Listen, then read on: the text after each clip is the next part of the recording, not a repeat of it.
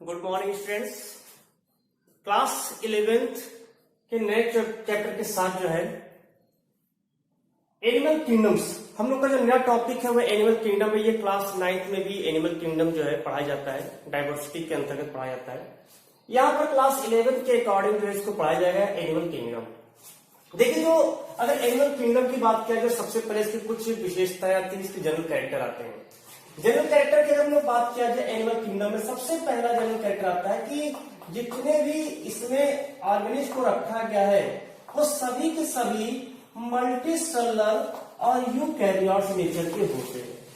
सभी के सभी जो है वो मल्टीसेलुलर तथा यूकैरियोट्स नेचर के होते हैं। अगर हम न्यूट्रिशन किसकी बात किया जाए, इसके जो पोषण की बात किया जाए, तो इसका जो न्यूट्रिशन होता है ये हेटेरोट्रॉफ नेचर के होते हैं। अर्थात यह जो है ये अपने भोजन के लिए किसी दूसरे जीव पर निर्भर होते हैं। ये अपना जो पोषण है वो किसी दूसरे जीव के द्वारा अपना पोषण प्राप्त करते हैं। अगर इसके अन्य फीचर्स की बात किया जाए, अन्य जनरल कैरेक्टर्स की बात किया जाए, तो सबसे पहले इसके कहीं ना कहीं मतलब किसी न किसी स्टेज में लोकोमोशन जरूर होगा। मतलब इसमें लोकोमोशन निश्चित रूप से पाया जाए। ऐसा भी हो सकता है कभी कभी कोई जंतु होता है उसका जो एडल्ट स्टेज होता है, मान लेते हैं एडल्ट स्टेज है, जो एडल्ट स्टेज होता है ये एडल्ट फॉर्म में ये जो है मान लेते किसी स्थान पर चिपके रहते, मतलब कि इनमें गति नहीं होती है, नॉन मोटाइल होते हैं मान लेते हैं। फिर भी इनकी जो है अगर ऐसी है, फिर भी इनका जो है जो लार्वल स्टेज होगा वो लार्वल स्टेज निश्चित रूप से मोटाइल अवस्था में होगा, मतलब उसमें चलनशील अवस्था पाई जाएगी। तो इस तरह से इसमें लोकोमोशन किसी न किसी अवस्था में निश्चित रूप से पाया जाएगा। इसके अलावा और बात करें तो इसमें जो मेनली जो रिप्रोडक्शन की प्रक्रिया होती है, कि मुख्य रूप से इसमें रिप्रोडक्शन की जो प्रक्रिया है वो सेक्सुअल टाइप की होती है, सेक्सुअल टाइप की होती है। लेकिन अपवाद स्वरूप कुछ जंतुओं में एसेक्सुअल भी हो सकता है। मतलब मुख्य रूप से अगर हम लोग बात करें तो मुख्य रूप से लैंगिक जनन करता है, लेकिन कुछ जंतु जो है अलैंगिक जनन के द्वारा भी विभाजन करते हैं, जो एनिमल किंगडम के अंतर्गत आते हैं, यानी जो मल्टीसेलुलर है और यूकैरियोट्स है। तो हम लोग को ये पढ़ना है, लेकिन इसके हम लोग पढ़ते हैं इवोल्यूशनरी ट्रेंड्स। अगर हम इसके इवोल्यूशनरी ट्रेंड्स को पढ़ा जाए, इवोल्यूशनरी ट्रेंड्स, तो इसका इवोल्यूशनरी ट्रेंड्स के अकॉर्डिंग अगर पढ़ा जाए तो इसमें बहुत सारे जो है विकासीय लक्षण आते हैं, जिसके कारण धीरे धीरे जो जंतु है, ऐसा माना जाता है कि जंतु प्रारंभिक दशा में एक अविकसित जंतु था जो धीरे धीरे विकसित होकर के कॉर्डेट मीन्स मनुष्य जो है के रूप में परिवर्तित होता गया। बहुत सारे नए नए इवोल्यूशन के समय लक्षण उत्पन्न हुए। तो कौन कौन से वो लक्षण है जो लक्षण धीरे धीरे परिवर्तित होता गया? प्रारंभ के जंतुओं में कम थे, कम विकसित थे, अविकसित थे, लेकिन धीरे धीरे जो है जैसे जैसे ये समय इवोल्यूशन होता रहा वैसे वैसे जो है जीव में नए नए विकास होते हैं। तो सबसे पहला इसमें जो आता है वो आता है सेलुलर ऑर्गेनाइजेशन ऑफ बॉडी। सबसे पहला आता है cellular organisation of body, organisation of body. देखिए, अगर इसकी बात किया जाए जो बॉडी ऑर्गेनाइजेशन है, मतलब कि जो है कोशिकीय संगठन, शारीरिक शरीर का कोशिकीय संगठन।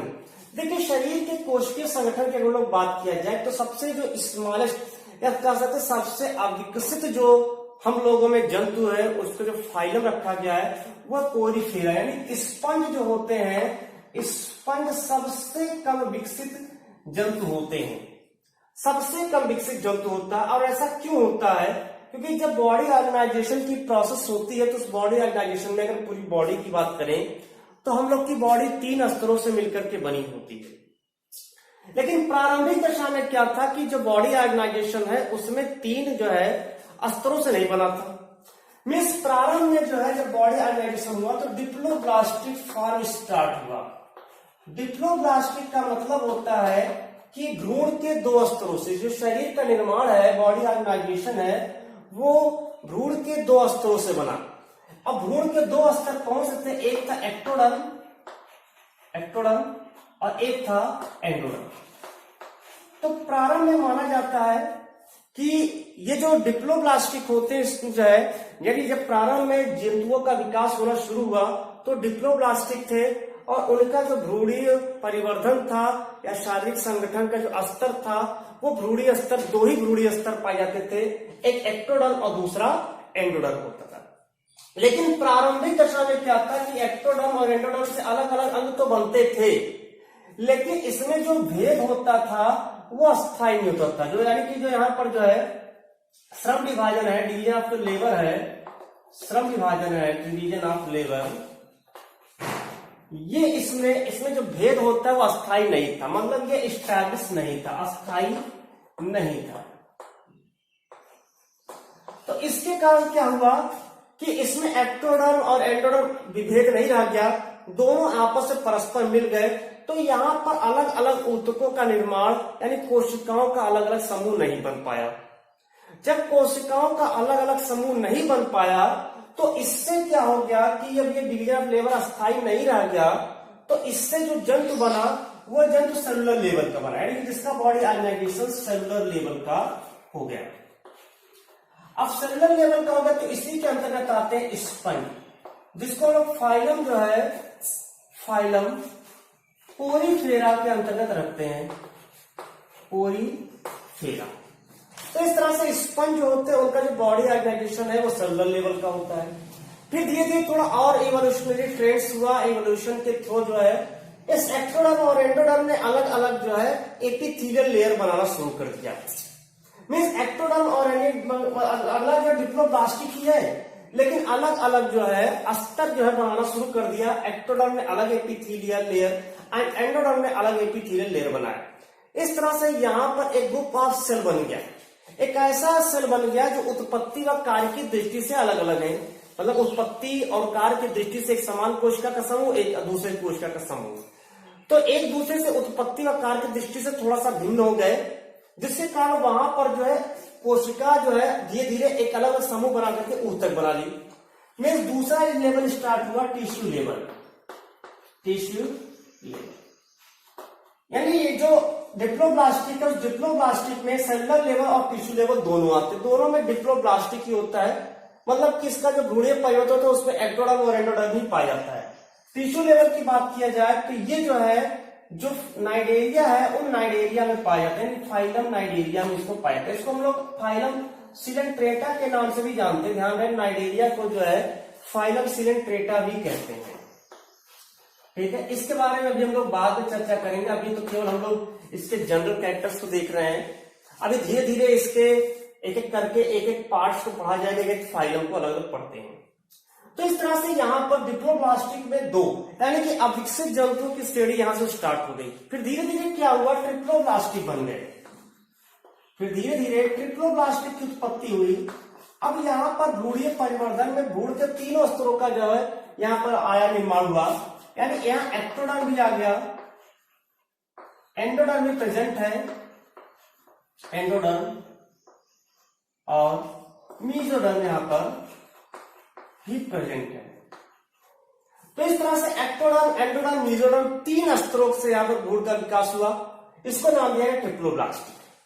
अब एक प्रश्न आता है कि मीजोडर्म आने से क्या हुआ, क्या फायदा निकला। मीजोडर्म आने से जो है अगर फायदा निकला कि जो बॉडी है वो ऑर्गन लेवल का बन गया, मतलब कह सकते हैं अंगों का विकास धीरे धीरे होना शुरू हुआ। अभी यहाँ पर कोई अंग नहीं बने थे, इन दोनों फाइलम में कोई ऑर्गन नहीं बना, यहां पर ऑर्गन बनना स्टार्ट हुआ, जो ऑर्गन सिस्टम है वो बनना स्टार्ट हुआ। इस तरह से जो ऑर्गन सिस्टम बनना शुरू हो गया तब ये जो जंतु थे ये ऑर्गन लेवल के कहलाए, मतलब इनका जो बॉडी ऑर्गेनाइजेशन था वो ऑर्गन लेवल का बन गया।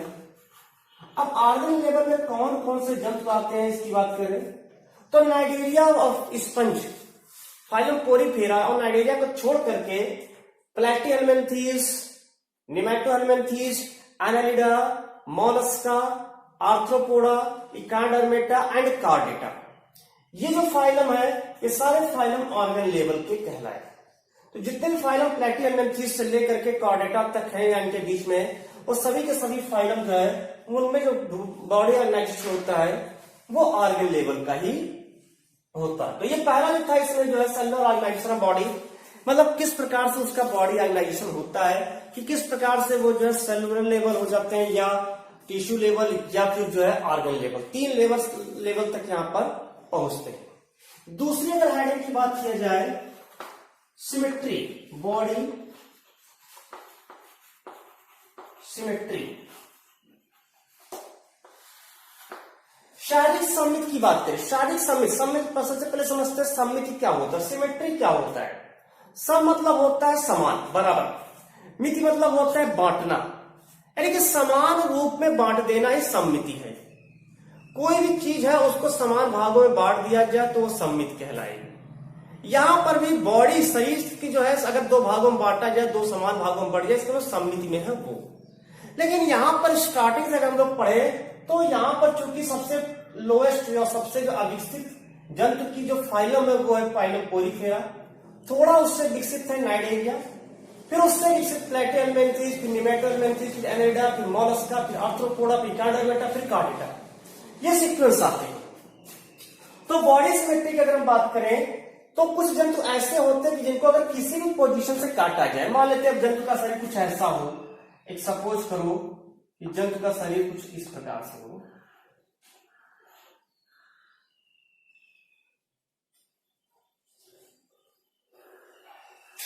ये, तो अगर हम इसको किसी भी पोजीशन से काट दें, मान लेते हैं यहां से काट दें हम, तो भी ये सेंटर पॉइंट है, किसी भी पोजीशन पर काट रहे हैं तो 2 समान भागों नहीं बट रहा है। इधर से काट दो तो भी 2 समान भागों में बट रहा है, इधर से काटो तो भी 2 समान भागों में बट रहा है, इधर से काट दो तो भी 2 समान भागों में नहीं बट रहा है। मीन्स किसी भी पोजीशन में काटने पर 2 समान भागों में ना बटे, इसका मतलब उसमें सममिति पाई नहीं जा रही है, तो उसको हम लोग कहेंगे एसिमेट्रिकल। क्या कहेंगे? एसिमेट्रिकल। मीन्स जो जंतु होंगे वो कैसे होंगे, वो यहां पर इसमें पर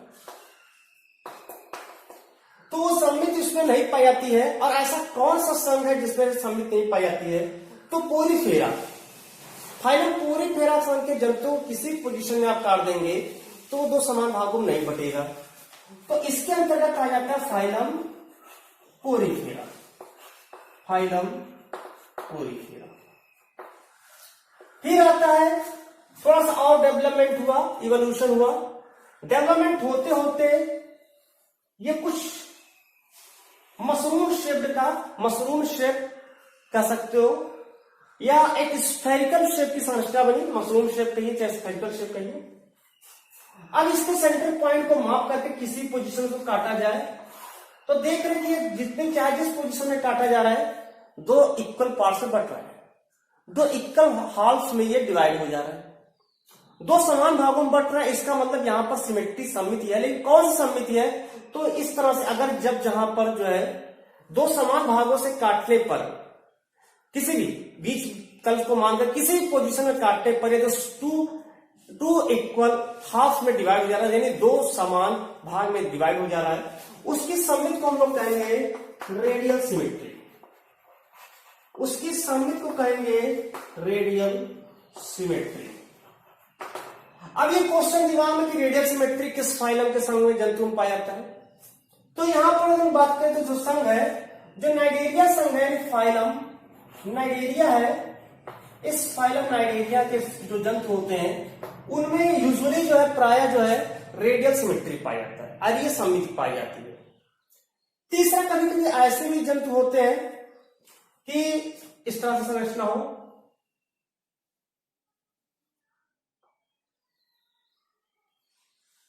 ये, तो अगर हम इसको बात करें ये, तो अगर हम इसको इस पोजीशन में काटे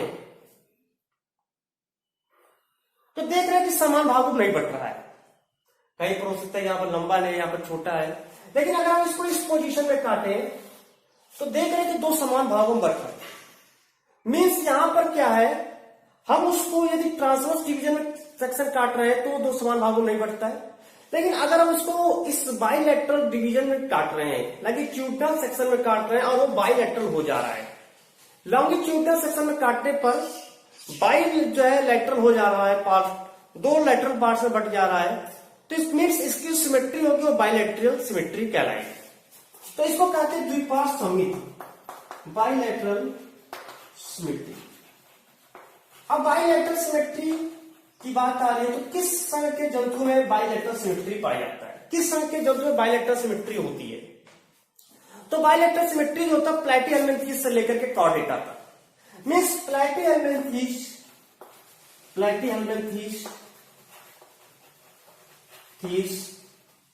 इसके बाद निमेटोहेल्मिन्थेस, फिर Annelida, Mollusca, Arthropoda, Echinodermata and Chordata तक। तो इसके बाद इन दोनों को छोड़ करके पोरिफेरा और नाइडेरिया को छोड़ करके मैक्सिमम जितने भी फाइलम है उन सभी फाइलम में बाइलेटरल सिमेट्री पाया जाता है, यानी द्विपार्श्व सममित यहां पर पाई जाती है। तो ये इसकी जो है बॉडी सिमेट्री है कि किस प्रकार से उसका जो बॉडी सिमेट्री होता है। अगर हम अगले पॉइंट में चले, तीसरा,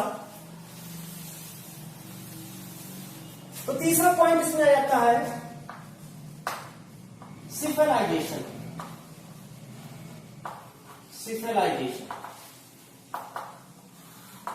सिफेलाइजेशन को हिंदी में कहते हैं शीर्षीकरण, इसको हिंदी में मुंडीकरण भी कह सकते हैं। शीर्षीकरण को मुंडीकरण भी कहा जा सकता है। तो सिफेलाइजेशन की प्रक्रिया की हम लोग बात करें, सिफेलाइजेशन क्या होता है? सिफेलाइजेशन में शीर्ष का बनना। जब ऑर्गन लेवल का डेवलपमेंट हुआ, मीन्स ये कहां से स्टार्ट होता है? ये ऑर्गन लेवल से स्टार्ट होता है। मतलब उन संघ के जंतुओं से स्टार्ट होता है जिनकी बॉडी ऑर्गेनाइजेशन ऑर्गन लेवल का होता है, और ऑर्गन लेवल के जो जंतु है वो पहले बता चुके इन दोनों को छोड़ करके, और जो फाइलम है वो ऑर्गन लेवल में आते हैं। अब ऑर्गन लेवल में सिफेलाइजेशन की बात करें, शीर्षीकरण का मतलब होता है क्या है? तो सबसे पहले समझ में आया कि ऑर्गन बन रहा है, ऑर्गन यानी अंग का निर्माण हो रहा है। अंग का निर्माण हो रहा है, इसका मतलब यहां पर जो है उसके एक अग्रभाग पर, शरीर के अग्र छोर पर अगर हम बात करें तो अग्र छोर पर एक संवेदी अंग का विकास हुआ। शरीर के अग्र छोर पर एंटीरियर जो पार्ट है, उसमें जो बॉडी है, उस बॉडी के एंटीरियर जो पार्ट है, उस एंटीरियर पार्ट पर जो है एक सेंसरी ऑर्गन का विकास हुआ। सेंसरी ऑर्गन बना, एक संवेदी भाग बना, और एक पोस्टीरियर रीजन यहां पर बन करके आ गया। एक पोस्टीरियर रीजन यहां पर बन करके आ गया। वो सेंसरी ऑर्गन यहां पर बन करके आया है, वो सेंसरी ऑर्गन यहां पर जो है कहलाता है शीर्ष हेड। मतलब यहां से जो जंतु है, जो ऑर्गन लेवल के जो जंतु हैं, प्लैटिहेल्मिन्थेस, निमेटोहेल्मिन्थेस, एनालिडा, मोलस्का, आर्थ्रोपोडा, इकालडर्मेटा और कॉर्डेटा, इन संघ के जंतुओं में जो है एक मस्तिष्क का विकास होना शुरू हो गया, या कह सकते हो मस्तिष्क कह रहे हैं, वो हेड का विकास शुरू हो गया। यहां पर सिफेलाइजेशन की प्रक्रिया स्टार्ट हो गई, शीर्ष बनना शुरू हो गया। अग्र छोर पर एक संवेदी अंग बना जिसे शीर्ष नाम दिया गया। तो यहां पर जो है एक बॉडी ऑर्गेनाइजेशन में, ऑर्गन लेवल वाले में अग्रभाग पर संवेदी छोर का विकास हुआ। उस संवेदी छोर को हम लोग हेड के नाम से जानते हैं, उस संवेदी अंग को या छोर को हेड के नाम से जानते हैं। इस तरह से अगर हम कह सकते हैं कि सिफेलाइजेशन की प्रक्रिया किस संघ से प्रारंभ हुई, तो सिफेलाइजेशन की प्रक्रिया प्लैटिहेल्मिन्थेस से प्रारंभ हुई। सीक्वेंस में पढ़ा जाता है इसका, प्लैटिहेल्मिन्थेस से प्रारंभ हुई। फिर एक क्वेश्चन आया चौथा, अगर पार्ट की बात करें, डाइजेस्टिव सिस्टम। डाइजेस्टिव सिस्टम, देखिए डाइजेस्टिव सिस्टम की बात किया जाए तो डाइजेस्टिव सिस्टम उसमें पाया जाएगा जिसमें ऑर्गन पाया जाएगा। फिर यहां पर एक बार हम बात कर लेते हैं स्पंज की। स्पंज में अगर हम लोग बात करें तो स्पंज में डाइजेस्टिव सिस्टम नहीं पाया जाता है। तो फिर दिमाग में आता है कि भोजन कैसे करता है, क्योंकि हेटरोट्रॉफ से ऑटोट्रॉफ नहीं है। स्पंज में जो डाइजेशन होता है, डाइजेस्टिव सिस्टम में कोई ऑर्गन नहीं होता है, बस इसमें जो डाइजेशन होता है वो इंट्रासेल्युलर होता है। इसमें डाइजेशन की जो प्रक्रिया होती है वो इंट्रासेल्युलर डाइजेशन होता है, इंट्रासेल्युलर डाइजेशन होता है। तो इसमें कोशिकीय स्तर से भी कोशिका जो उसकी सतह होती है उसी के थ्रू जो है ये अपने भोजन को जो है विस्तृत करके भोजन को प्राप्त कर लेता है। लेकिन अगर हम उसको थोड़ा सा आगे चलते हैं नाइडेरिया वाले में, नाइडेरिया में भी अगर बात करें तो नाइडेरिया में भी हमने कहा कि ऑर्गन लेवल नहीं है, इसका मतलब इसमें डाइजेस्टिव सिस्टम नहीं पाया जाता है। इसमें क्या होता है, इसका जो इनर मेम्ब्रेन होता है एंडोडर्म से बना होता है, इनर मेम्ब्रेन जिसको लोग एंडोडर्म कहते हैं, ये एंडोडर्म यहां पर एक गैस्ट्रोडर्म लेयर में बन जाता है, एक गैस्ट्रोडर्मल लेयर बना लेता है, गैस्ट्रोडर्मल लेयर।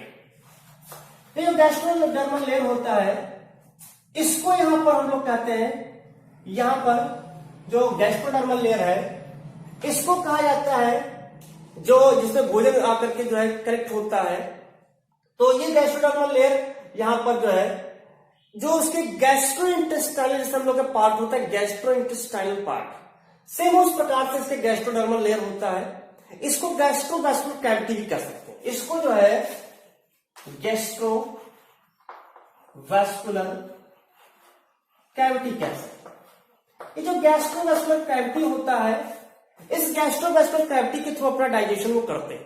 मीन्स इसका जो डाइजेशन होता है नाइडेरिया में वो गैस्ट्रोवैस्कुलर कैविटी के थ्रू जो है होता है, जो गैस्ट्रोडर्मल लेयर का बना होता है। इसके बाद अगर हम बात करें प्लैटिहेल्मिन्थेस के बाद स्टार्ट करें, यानी कि अगले इसके फाइलम है प्लैटिहेल्मिन्थेस।